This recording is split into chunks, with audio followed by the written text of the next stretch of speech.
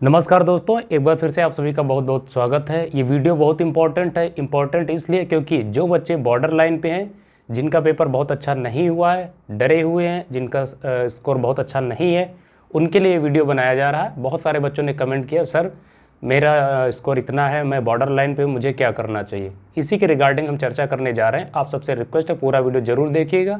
आप ही के जो सवाल है, उन्हीं सवालों का जवाब देने हम जा रहे हैं। देखिए, सबसे पहले आप ध्यान रखेंगे, जो भी बातें हम करेंगे एकदम फैक्चुअल बातें, सारी बातें जो हैं डेटा पे आधारित हैं, इधर उधर की कोई बात नहीं। जिन भी बच्चों का, चाहे वो बॉयज़ हो गर्ल्स हो, कोई भी कैंडिडेट हो जिनका पेपर अच्छा नहीं हुआ है, बॉर्डर लाइन पे है, स्कोर बहुत कम है, ठीक है, उन सभी को क्या करना आप ध्यान रखेंगे। सबसे पहले मैंने जो कट ऑफ आपको बताई है, एक वीडियो दिया था अभी 2 दिन पहले, उस कट ऑफ को आप देख लीजिए। अगर आप उस कट ऑफ में उस जो रेंज बताई गई उसके आसपास हैं या उसमें हैं, निश्चित तौर पर बिना एक दिन वेस्ट किए आपको फिजिकल की तैयारी शुरू कर देनी चाहिए, आज से, बल्कि अभी से ही। पहली बात, ज़्यादा कट ऑफ के बारे में आपको नहीं भटकना है। लोग आपको उलझा रहे हैं, इधर उधर भटका रहे हैं। बहुत ज़्यादा कट ऑफ के बारे में आपको नहीं पढ़ना है। बस 1-2 जगह आप ठीक ठाक देख लीजिए, वही आपके लिए सफिशिएंट। बाकी ऑफिशियल आंसर की के बाद बहुत अच्छे तरीके से प्रॉपरली आपके साथ चर्चा की जा सकेगी। इसीलिए मैं आपसे फिर से कह रहा हूं, जो मैंने आपको कट ऑफ बताई, उस कट ऑफ को आप देख लीजिए। चाहे आप बॉयज़ हो गर्ल्स हो, अगर आप उस कट ऑफ में आप हैं, उसके आसपास हैं, निश्चित तौर पर आपको फिजिकल की तैयारी करनी चाहिए। आपका कॉल लेटर जरूर आएगा, सबसे मेन बात। दूसरा, नॉर्मलाइजेशन एक ऐसी प्रक्रिया होती है जो आप देखेंगे बहुत बड़ा गेम चेंजर होता है। वे बच्चे जो फर्श पे होते हैं उनको उठा के अर्श पकड़ देता है। नॉर्मलाइजेशन का इतना बड़ा रोल होता है। तो जिसका भी लग रहा है कि मेरा पेपर बहुत अच्छा नहीं हुआ, मेरा स्कोर कम है, मैं बॉर्डर लाइन पे हूँ, आप डरे नहीं। नॉर्मलाइजेशन निश्चित तौर पर होगा। क्यों होगा? क्योंकि 10 शिफ्ट्स में एग्ज़ाम हुआ है। जब एक से ज़्यादा शिफ्ट्स में एग्ज़ाम होता है, नॉर्मलाइजेशन उसमें किया जाता है। और जितनी भी शिफ्ट्स हुए उनके लेवल भी चेंज रहे, कोई शिफ्ट्स ईजी रही, कोई हार्ड रही, कोई मॉडरेट किस्म की रही। तो सारी शिफ्ट्स को एक लेवल पे लाने के लिए नॉर्मलाइजेशन किया जाएगा और निश्चित तौर पर 5 से 7 नंबर मेरा अनुमान है कि हर कैंडिडेट के जरूर बढ़ेंगे। अगर किसी की बहुत ईजी शिफ्ट थी, निश्चित तौर पर उसको बहुत ज़्यादा बेनिफिट नहीं मिलेगा, लेकिन अगर आपकी शिफ्ट हार्ड थी तो निश्चित तौर पर आपको बेनिफिट बहुत मिलेगा। नॉर्मलाइजेशन कम से कम मान के चलिए 5 से 7 सवाल जरूर बढ़ेंगे, मार्क्स जरूर बढ़ेंगे, और मैक्सिमम 10 से 12 आपके मार्क्स बढ़ सकते हैं, ध्यान रखेंगे। बहुत ज़्यादा आपको तनाव नहीं लेना है अपने स्कोर को लेके। जो मैंने फिर से आपसे बता रहा हूँ कि जो आप कट ऑफ में है, जो मैंने आपको बताया उसमें है, आप तैयारी शुरू कर दीजिए रनिंग की। सबसे ज़्यादा चिंताजनक बात यह कि जो हमारी गर्ल्स हैं, जो बहनें, वो सबसे ज़्यादा डरी हुई हैं, सहमी हुई हैं। लगातार गर्ल्स के कमेंट आ रहे हैं कि सर मैंने इतना स्कोर किया, मैं बॉर्डर लाइन में हूँ, मैं सेफ जोन में नहीं हूँ, मुझे क्या करना चाहिए, मैं रनिंग करूँ या नहीं करूँ, बहुत डरी हूँ, बहुत चिंता में हूँ। देखिए, मैं जितनी भी गर्ल्स हैं, जितनी भी बहनें हैं, उन सबसे एक रिक्वेस्ट है, एक प्रकार से अर्ज है कि आप ज़्यादा तनाव मत लें। तनाव लेने से कोई भी चीज़ें एज सच बनने वाली नहीं है। हमारे हाथ में जो था, हमें जो एफ़र्ट्स लगाने थे, हमने एफ़र्ट्स लगा दिए। जो हमने पेपर में करना था वो हमने कर दिया। बस आप अच्छी सोच के साथ, पॉजिटिव माइंड के साथ, एक ऑप्टिमिस्टिक वे में रह के आप बस ईश्वर से प्रार्थना कीजिए कि नॉर्मलाइजेशन में आपके अच्छे मार्क्स बढ़ जाएं, ताकि आपका जो है कॉल लेटर आ जाए। और निश्चित तौर पर जब आप पॉजिटिवली चीज़ों को काम करते हैं तो निश्चित तौर पर वो चीज़ें जो भी होती है वो आपके लिए पॉजिटिवली साबित हो जाती हैं। बहुत ज़्यादा तनाव मत लीजिए। अगर आप बॉर्डर लाइन पे हैं तो आपको रनिंग स्टार्ट कर देनी चाहिए। नॉर्मलाइजेशन होगा, नंबर बढ़ेंगे, आपका नाम आएगा, ध्यान रखेंगे। आपकी कट ऑफ बहुत कम रहेगी, आप ध्यान रखेंगे।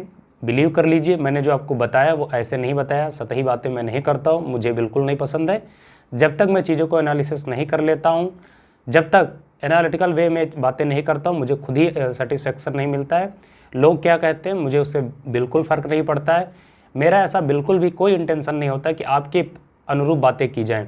ऐसा बिल्कुल मेरा इरादा नहीं होता कि वे बातें की जाएं जिससे आप बड़े प्रसन्न हो, ऐसा बिल्कुल नहीं। बातें कड़वी होती हैं, लेकिन वो आपके लिए बहुत बेनिफिशियल बातें होती हैं, आप ध्यान रखेंगे।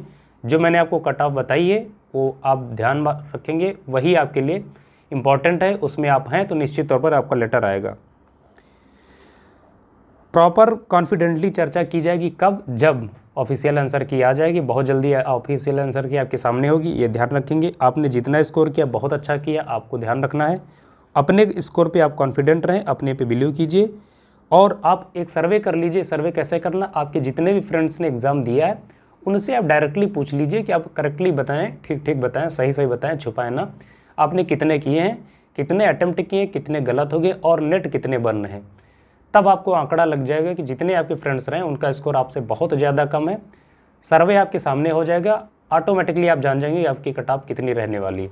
बहुत ज़्यादा टेंशन लेने की ज़रूरत नहीं है, ये ध्यान रखेंगे।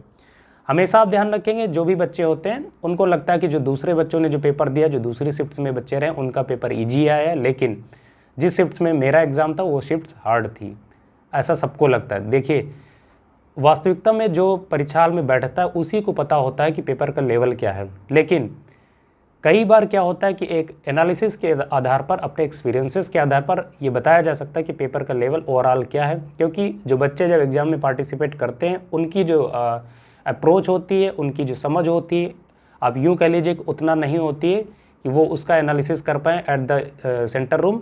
लेकिन चूँकि एग्जामिनेशन हॉल में सबको पेपर हार्ड लगता है, इसी वजह से बच्चे बहुत ज़्यादा परेशान हो जाते हैं कि मेरी शिफ्ट बहुत हार्ड आ गई थी, दूसरों की बहुत ईजी आ गई थी, अब मेरे में नॉमिनेशन होगा कि नहीं होगा। इन सभी बातों से आपको बहुत ज़्यादा टेंशन नहीं लेनी है, सतही बातें होती हैं, इनसे कोई फ़र्क नहीं पड़ेगा आपको। आपने जो एग्ज़ाम दिया, अगर आपकी शिफ्ट हार्ड थी, निश्चित तौर पर आपको बेनिफिट मिलेगा, बहुत अच्छा बेनिफिट मिलेगा, आप ध्यान रखेंगे। किसी बच्चे के कहने से आपको नुकसान नहीं होगा कि तुम्हारी शिफ्ट ईजी थी, तुमको नॉमिनेशन नहीं मिलेगा। दूसरों के कहने से ऐसा बिल्कुल नहीं होना, तो आप तनाव में मत रहें। गर्ल्स में स्पेशली अर्ज करना चाहूँगा कि आप रनिंग स्टार्ट कर दें, क्योंकि रनिंग फिजिकल एग्जामिनेशन ऐसा फैक्टर है, देखेंगे ऐसा आपका नेक्स्ट स्टेप है जिसमें गर्ल्स बहुत ज़्यादा छट जाती हैं, क्योंकि उनकी बहुत सारी गर्ल्स इस बार ऐसी भी है, बहुत एजुकेटेड फैमिली से हैं, शहर की रहने वाली हैं, पढ़ने में बहुत अच्छी हैं। और आप जानते हैं बहुत सारे बच्चे ऐसे होते हैं जिनकी स्टडी या पढ़ाई बहुत अच्छी होती है, लेकिन उनका फिजिकल उतना ज़्यादा अच्छा नहीं होता, तो बहुत सारे बच्चे इस वजह से भी छट जाते हैं। आप ध्यान रखेंगे तो आपके साथ ऐसा ना हो कि आप कटाव देख रहे हैं, मेरा होगा कि नहीं होगा, मैं बॉर्डर लाइन पे इसी चक्कर में पढ़ें और आपका एग्ज़ाम डेट आ जाए फिजिकल के और आपका उसमें नाम रहेगा, आप बहुत पछताएंगे कि मैंने लेट कर दिया, मेरी तैयारी नहीं, क्या मैं अब क्वालिफाई कर पाऊँगी ना कर पाऊँगी। तो ऐसी किसी भी दुविधा में आप पढ़ें उससे पहले कि आप अपनी तैयारी करते रहें, जो होगा वो देखा जाएगा, उसको हम लोग फेस करेंगे, मिलके फेस करेंगे, चुनौतियों का सामना करेंगे। इनफैक्ट जब हम चुनौतियों का सामना करते हैं तभी हम सही मायने में योद्धा होते हैं और तभी जीत के हकदार हम तभी बनते हैं। तो आपको बिल्कुल भी टाइम वेस्ट नहीं करना, अपनी प्रैक्टिस शुरू कर दीजिए, लगातार थोड़ी थोड़ी आप प्रैक्टिस करते रहें। ज़्यादा टाइम आपको नहीं मिलेगा फिजिकल के लिए, डेट्स कभी भी डिक्लेयर की जा सकती हैं। मैंने पहले भी आप सबसे बताया कि नवंबर के आसपास आपकी जो है फिजिकल एक टेस्ट करवाए जाएंगे, ध्यान रखेंगे। और बहुत सारे बच्चों ने इस बार परीक्षा छोड़ भी दी, तो चूँकि बहुत सारे बच्चों ने परीक्षा छोड़ी है, निश्चित तौर पर उसका भी असर कटाव पे देखने को मिलेगा। प्लस आप देखेंगे इस बार की जो परीक्षा हुई एकदम फ्रेश भर्ती हुई है, इसमें तनिक भी धांधली कहीं नहीं हुई, कोई भी नहीं कह सकता कि इसमें धांधली हुई है, बिल्कुल भी नहीं हुई, नॉट एट ऑल।